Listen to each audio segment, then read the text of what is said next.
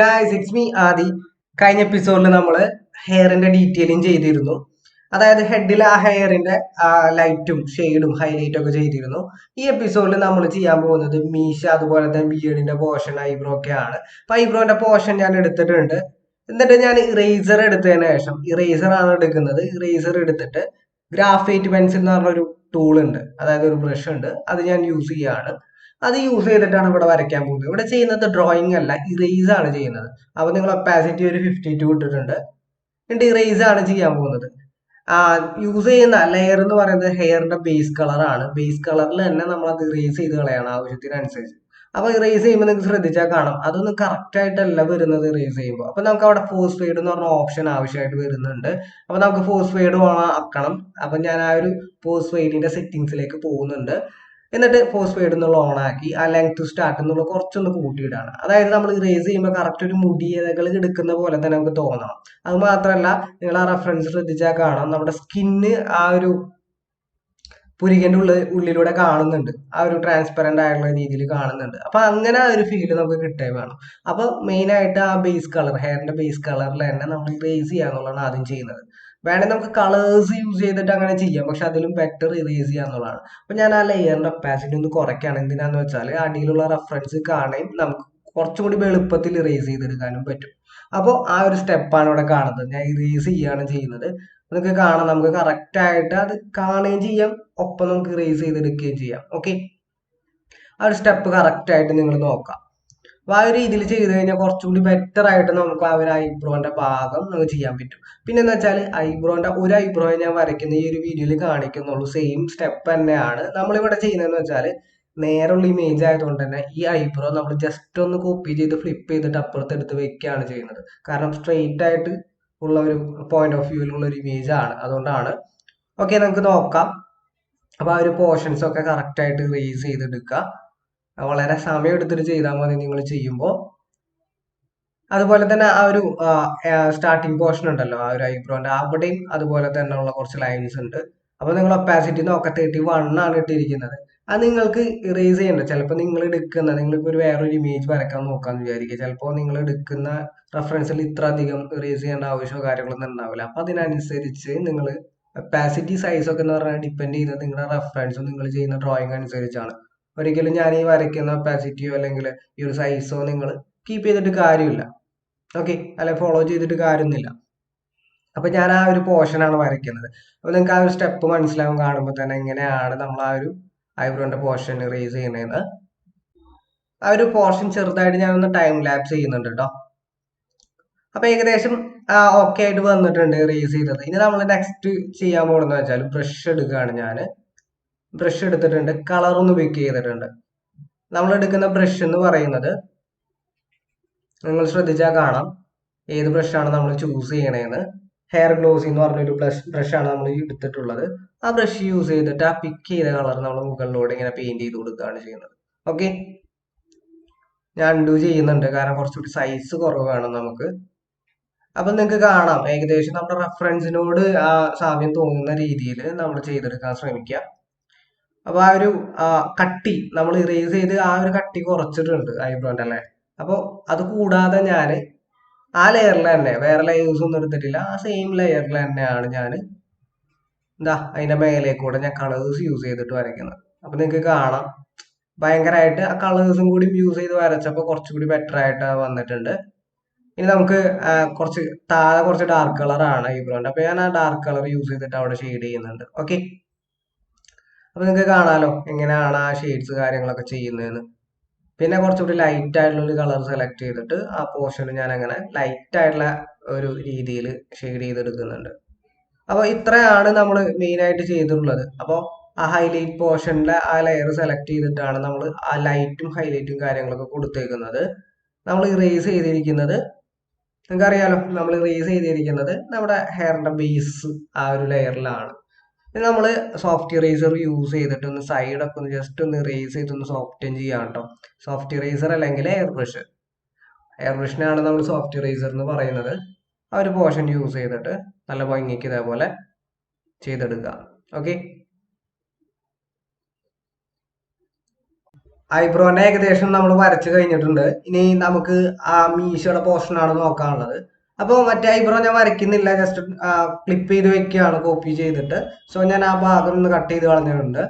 ഹെയറിന്റെ base colour ആ ഒരു layer തന്നെയാണ് സെലക്ട് ചെയ്തിരിക്കുന്നത്. ഇനി നമ്മളിപ്പോൾ ഐബ്രോ ചെയ്ത പോലെ തന്നെയാണ് ഇപ്പോൾ മീശയും ചെയ്യുന്നത്. പക്ഷെ ഐബ്രോ നമ്മൾ ഗ്രാഫിക് പെൻസിൽ എടുത്താണ് ചെയ്തത്. ഇവിടെ ഹെയർ എന്ന് പറയുന്ന ബ്രഷ് എടുത്തിട്ടാണ് ചെയ്യുന്നത്.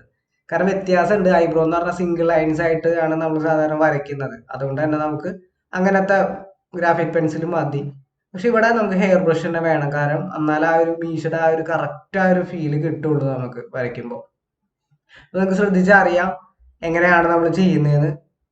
കുറച്ചുകൂടിയും എളുപ്പത്തിൽ നമുക്ക് വരച്ചെടുക്കാൻ പറ്റുന്നുണ്ട് ആ ഒരു ടൂൾ യൂസ് ചെയ്തിട്ട്. ആദ്യം ഞാൻ ഒപ്പാസിറ്റി 19 ഇട്ടിട്ടാണ് ചെയ്യുന്നത്.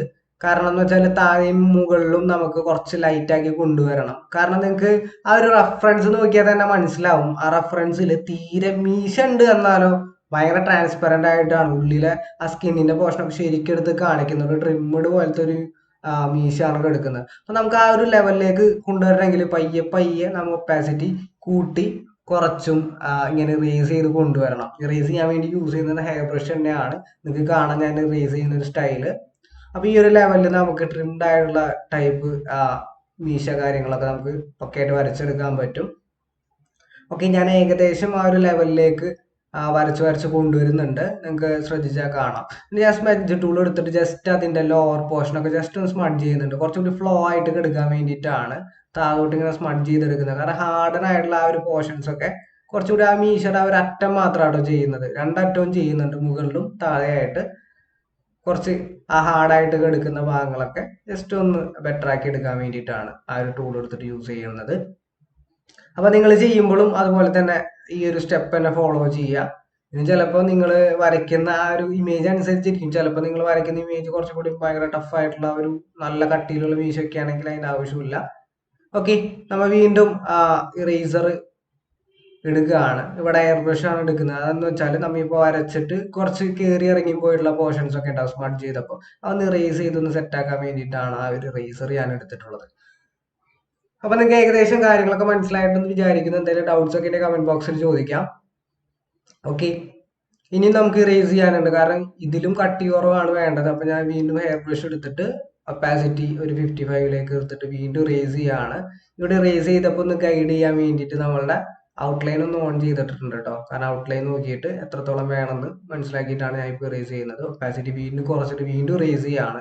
അപ്പൊ ആ കട്ടിയുള്ള മീശ ഇറേസ് ചെയ്ത് നമ്മൾ ഈ ഒരു ലെവലിലേക്കാണ് കൊണ്ടുവന്നേക്കുന്നത്. അപ്പൊ നമുക്കറിയാം ആദ്യം ഇങ്ങനെ ആയിരുന്നു. വീണ്ടും ഞാൻ സ്മഡ്ജ് ബ്രഷ് യൂസ് ചെയ്തിട്ട് വീണ്ടും ഒന്ന് സ്മഡ്ജ് ചെയ്ത് റെഡിയാക്കി വെക്കുന്നുണ്ട്. ഓക്കെ, അപ്പൊ ആ കട്ടിയുള്ള പോർഷൻ ഞാൻ ആദ്യത്തെ എപ്പിസോഡിൽ ആ ഒരു ഹെയർ ഡീറ്റെയിലിങ്ങിന്റെ ആദ്യ എപ്പിസോഡ്, അതായത് നമ്മുടെ ഈ ഒരു ആർട്ട് സീരീസിന്റെ രണ്ടാമത്തെ എപ്പിസോഡിൽ നമ്മൾ പറഞ്ഞിട്ടുണ്ടായിരുന്നു ഇങ്ങനെ കാണുന്ന മീശ കാര്യങ്ങളൊക്കെ അവസാനം നമ്മൾ റെഡിയാക്കി എടുക്കുമെന്ന്. ആ ഒരു സ്റ്റെപ്പാണിത്.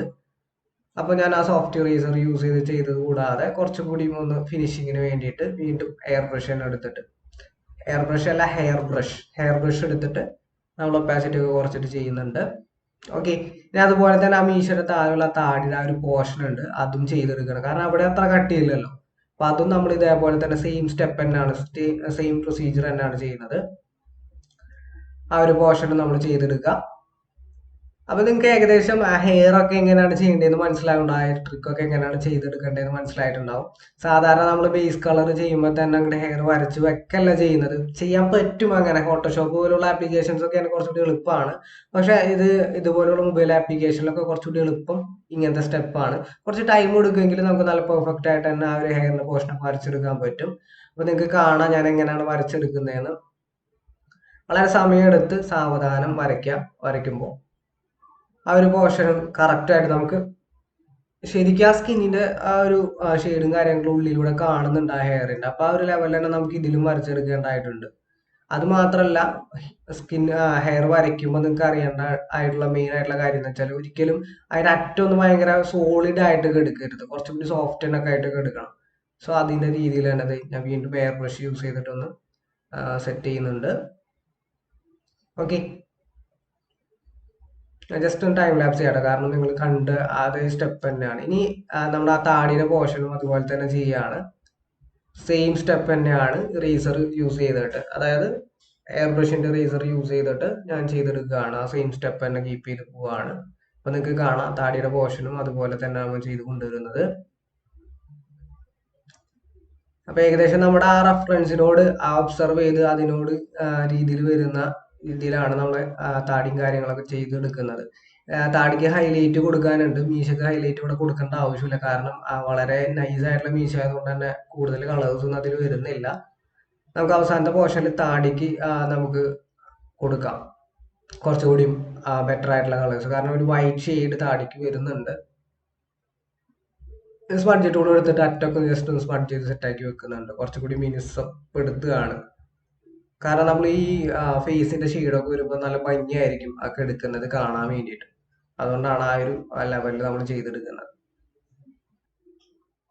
അപ്പൊ ഒരു ജസ്റ്റ് ഞാൻ അവിടെയൊക്കെ സ്മഡ്ജ് ബ്രഷ് യൂസ് ചെയ്തിട്ട് സെറ്റാക്കി എടുക്കണം. ആ ഷാർപ്പായിട്ടുള്ള പോർഷൻസ് ഒക്കെ സ്മഡ്ജ് ചെയ്തിട്ട് സെറ്റാക്കി എടുക്കുക. ഓവർ സ്മഡ്ജ് ചെയ്യരുത് കേട്ടോ. ഞാനിവിടെ 44 ആണ് ഇട്ടിരിക്കുന്നത്. 30 അല്ലെങ്കിൽ 44 അതിനുള്ളിൽ, അല്ലെങ്കിൽ ഒരു 20 അല്ലെങ്കിൽ 35 ആ ഒരു റേഞ്ചിനായിരിക്കും സ്മഡ്ജ് ചെയ്യേണ്ടത്. ഇങ്ങനത്തെ പോർഷൻസ് ഒക്കെ ഓവർ സ്മഡ്ജ്ഡ് ആവരുത്. ഭയങ്കര ഓയിലി ഫീൽ തോന്നിക്കും.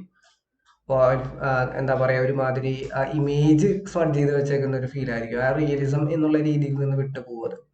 ഓക്കെ, ഇനി നമുക്ക് ചെയ്യാനുള്ളതെന്ന് വെച്ചാൽ ബ്രഷ് എടുത്തിട്ട് ഞാൻ വൈറ്റ് കളർ സെലക്ട് ചെയ്തിട്ടുണ്ട്. വൈറ്റ് കളർ സെലക്ട് ചെയ്തിട്ട് ജസ്റ്റ് ലൈൻസ് ഇട്ട് കൊടുക്കുക. കാരണം അവിടെ നിങ്ങൾക്ക് ആ ഒരു റെഫറൻസ് കണ്ടാൽ അറിയാം, അവിടെ കുറച്ച് വൈറ്റ് ഷെയ്ഡ്സ് ഒക്കെ വരുന്നുണ്ട്. നമ്മൾ ഇതിലധികം വൈറ്റ് ഷെയ്ഡ്സ് കാര്യങ്ങൾ കൊടുക്കുന്നില്ല. ഒന്നാമത് ആ റെഫറൻസിന് ക്വാളിറ്റി ഇല്ലാത്തതുകൊണ്ട് ഞാൻ റെമഡി എന്ന് പറഞ്ഞൊരു ആപ്ലിക്കേഷനിൽ ഇട്ട് എൻഹാൻസ് ചെയ്തെടുത്താണ്. അതുകൊണ്ട് ആ വൈറ്റ് പോർഷൻസ് കുറച്ചുകൂടി എൻഹാൻസ് ചെയ്ത് നിൽക്കുന്നുണ്ട്. ശരിക്കും അത്രക്ക് വൈറ്റ് പോർഷൻ ഇല്ല ആ പോർഷനിൽ. ഓക്കെ, എന്നിട്ട് ഞാൻ ആ ചെയ്തതും ഒന്ന് ജസ്റ്റ് ഒന്ന് സ്മഡ്ജ് ചെയ്തെടുക്കുകയാണ്. നമ്മൾ ആ വൈറ്റ് കൊടുത്തത് സ്മഡ്ജ് ചെയ്തെടുക്കുകയാണ്. ഇതുപോലെ തന്നെ എവിടെയൊക്കെയാണ് വൈറ്റ് വേണ്ടത് അവിടെയൊക്കെ ഇതുപോലെ തന്നെ കൊടുക്കുക. വൈറ്റ് വേണ്ടടുത്ത് മാത്രമാണ് ഞാൻ സെറ്റായിട്ട് കൊടുക്കുന്നത്. വൈറ്റ് പോർഷൻസ് വേണ്ടടുത്തൊക്കെ ഞാനിങ്ങനെ കൊടുക്കുകയാണ്. എന്നിട്ട് ആ കൊടുത്ത ഭാഗങ്ങൾ ജസ്റ്റ് ഒന്ന് സ്മഡ്ജ് ചെയ്തിടുക എന്നുള്ളതാണ് മെയിൻ ആയിട്ടുള്ള സ്റ്റെപ്പ്. ഓക്കെ, അപ്പൊ ഏകദേശം നമ്മുടെ ആ ഒരു ഹെയർ, അതായത് ബിയർഡിന്റെ പോർഷൻ, മീശ കാര്യങ്ങൾ, ഐബ്രോ, ഹെയർ ഡീറ്റെയിലിംഗ് കാര്യങ്ങളൊക്കെ ഈ ഒരു എപ്പിസോഡ് കൂടി നമ്മൾ കംപ്ലീറ്റ് ചെയ്തിട്ടുണ്ട്. അപ്പൊ നിങ്ങൾക്ക് കാണാം നമ്മൾ കംപ്ലീറ്റ് ചെയ്തിട്ടുണ്ട്. ഇനി നെക്സ്റ്റ് എപ്പിസോഡ് നമ്മൾ ഐ എങ്ങനെ വരയ്ക്കുക എന്നുള്ളതാണ്. ഐയുടെ ഡീറ്റെയിൽഡ് ആയിട്ടുള്ള ഒരൊറ്റ എപ്പിസോഡായിട്ട് ഇടാൻ ശ്രമിക്കും ഞാൻ. ഐ അല്ലെങ്കിൽ ഐയും നോസ് ഒരുമിച്ച് വരയ്ക്കുന്ന രീതിയിലുള്ളത്. പിന്നീട് നമുക്ക് സ്കിൻ ഷെയ്ഡ്, ലിപ്പ് കാര്യങ്ങളൊക്കെ സെപ്പറേറ്റ് എപ്പിസോഡ്സ് ആയിട്ട് വളരെ ഡീറ്റെയിൽ ആയിട്ട് നിങ്ങൾക്ക് മനസ്സിലാവുന്ന രീതിയിലാണ് ചെയ്യുന്നത്. അപ്പൊ നെക്സ്റ്റ് വീഡിയോ ആയിട്ട് വരുന്നവരെ വെയിറ്റ് ചെയ്യുക. Thank you so much.